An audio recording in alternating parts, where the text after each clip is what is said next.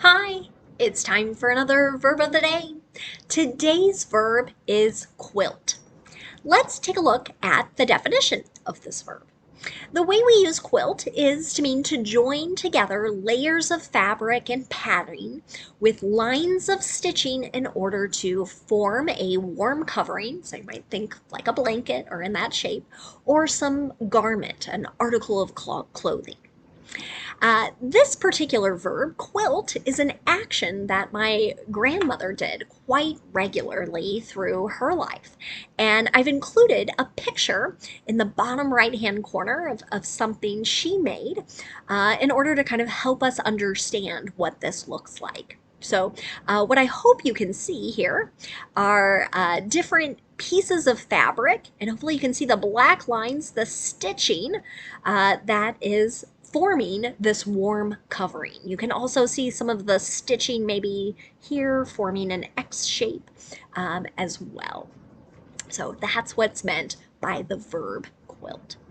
You should know that this verb is a regular verb. To make the progressive tense, all we need to do is add ing to form quilting. The past tense and participle forms of this verb can be made by adding ed. Our base verb, quilt, ends in an unvoiced T sound. So our past tense and participle endings here are going to make an id sound, and we're going to add an extra syllable as we say it. It should sound like this: quilted, quilted. Okay. Now, there aren't any phrasal verbs that we need to study with quilt, and that's going to allow us to focus on making some more information questions with our verb of the day. But before we do that, let's review sort of our structure for doing that. In most of my videos, I point out that other teachers and textbooks commonly call these WH questions. And I think that's a great name for them because most of the words that begin our questions begin with the letters WH. I like calling them more information because I really want my students to remember that you just can't say yes or no to these questions. You have to provide some more information when others ask you these. And when you're asking, you're expecting someone to share some more information with you as well. So in the future tense using will, we have a pretty simple structure. We're going to start with our question word, then we're going to use will, then you'll see the subject, and then a base verb. You might see some words that follow that verb to give the question some more context or understanding. But I think what's really important here is that we notice we're just using the base verb here. So no S, no ing, no ed, right? Just the base verb. This is going to be our structure no matter what our subject is.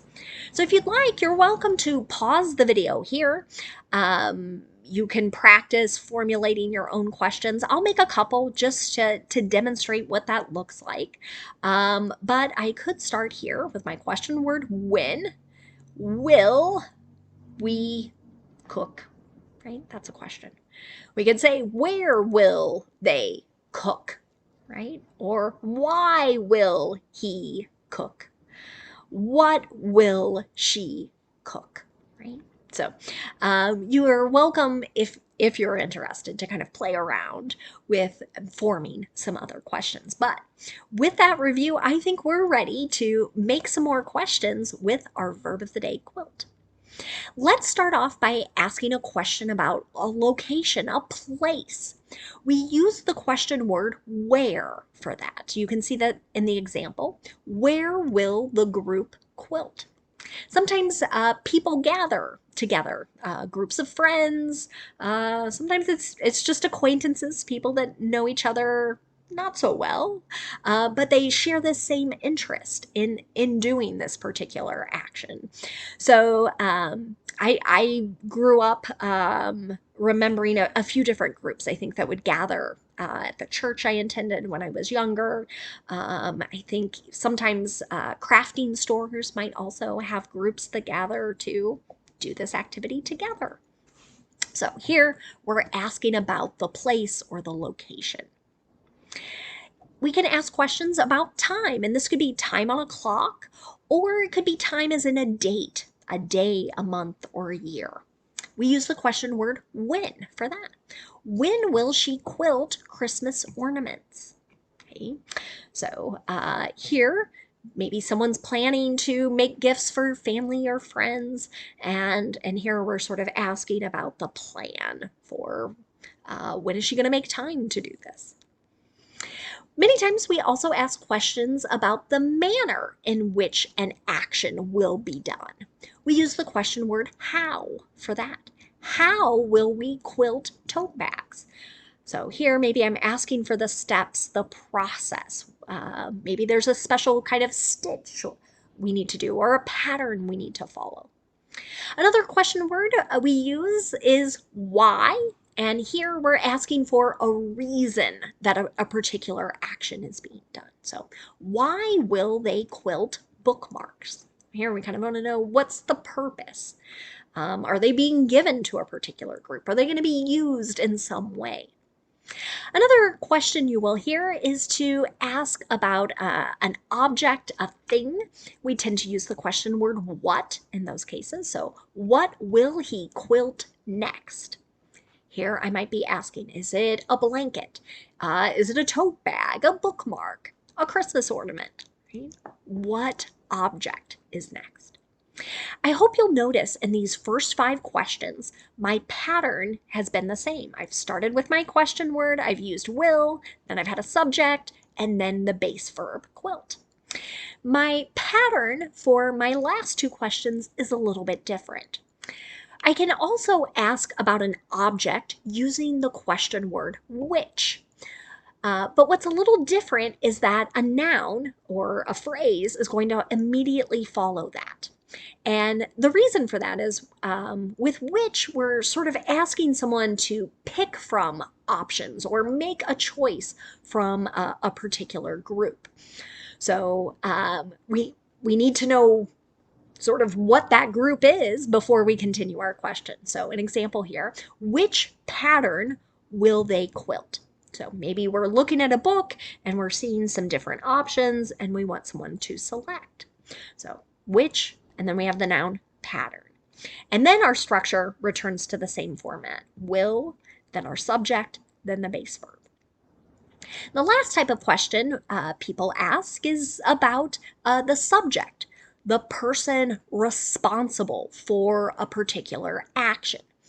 So we use the question word who to do that, but who is not only our question word, it's also the subject. So you're going to see here, we say who will quilt, that's our structure. Who, we use will, and then the base verb. There is no other subject. Who will quilt the baby a blanket? Essentially here we're asking who's making this. Is it a family member, a friend? Who knows? Okay. Now let's spend a moment looking at some words that are related to our verb quilt. And the first word we're going to look at is just the noun form of this word. So exact same spelling, exact same pronunciation. When I use the noun quilt, I'm generally referring to a warm bed covering. It has padding, there are layers of fabric, and that fabric is kept in place by using a series of stitches. Many times these are done in some kind of decorative design with a decorative pattern. I'll note though that not all quilts are on beds. Sometimes people hang them on walls because they very much can look like artwork. If you happen to be someone who makes quilts and are able to share photos or a video of yours, I would love for you to share it in the comments. I enjoy looking at quilts. I myself don't know how to make one, but my example sentence is true. My mother-in-law is quite talented with this. So my mother-in-law made my husband and me a quilt for our first anniversary. True statement. It's on our bed right now. I love looking at it because it just reminds me of how much love and support we have. Another related word you'll hear is quilter. That suffix, that er, is hopefully signaling to you this is a person who quilts or a person who makes quilts. An example of this: were any of your family members quilters? Maybe this is something that's been passed down to you. The last word I'm going to leave you with will look familiar. It looks like our past tense form, but quilted can also be used as an adjective. And generally, when we're using that as an adjective, we're describing something that's been made with at least 2 layers of cloth and sort of filled with some padding. There's stitching holding all of this in place. An example of this might be, one of my mom's favorite articles of clothing is a quilted jacket.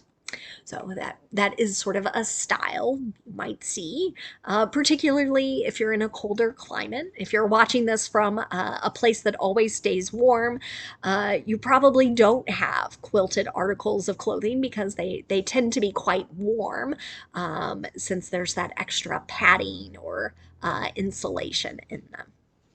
Thanks so much for watching today's video. I hope you have a great day.